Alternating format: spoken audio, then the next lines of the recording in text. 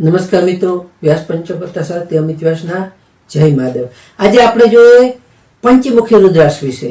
પંચમુખી રુદ્રાક્ષ છે તે પંચમુખી રુદ્રાક્ષના મુખ્ય દેવતા કાલાગ્નિ છે।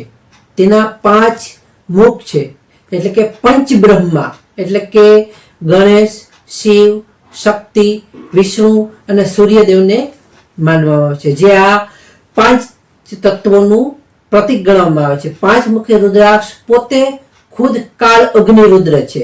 તેને સર્વ કલ્યાણકારી અને મંગલકારી તેમજ આયુષ્ય વધારનાર તરીકે પણ ઓળખવામાં આવે છે। તેનો ઉપયોગ જોઈએ તો દરેકના ક્ષેત્રમાં ભગવાન શિવના આશીર્વાદ આપે છે। આ રુદ્રાક્ષ પહેરનારને ડાયાબિટીસ, જાતિ રોગો, હાઈ બ્લડ પ્રેશર જેવા રોગોથી પણ ખાસ બચાવે છે। તે અનેક ઈચ્છાઓ આપણી હશે તે ઈચ્છાઓ આપણી પૂર્ણ કરે છે। અંતે તે મોક્ષ આપે છે।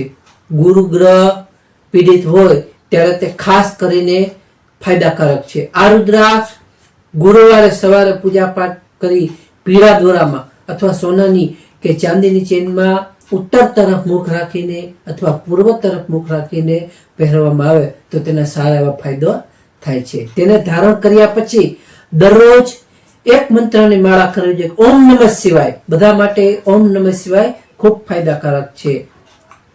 તેના આપણે અન્ય ફાયદાઓ જોઈએ તો કે આ રુદ્રાક્ષની માળા, પંચમુખી રુદ્રાક્ષની માળા ઉપર મહામૃત્યુંજય મંત્ર અથવા ગાયત્રી મંત્રની સિદ્ધિ સરળતાથી પ્રાપ્ત કરી શકાય છે।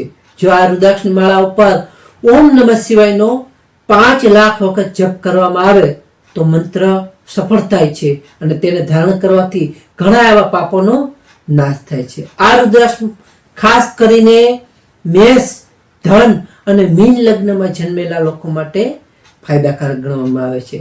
તો નમસ્કાર મિત્રો, આ હતી પંચમુખી રુદ્રાક્ષની માહિતી। તો આ વિડીયોને લાઈક કરો, શેર કરો અને સબસ્ક્રાઈબ કરો।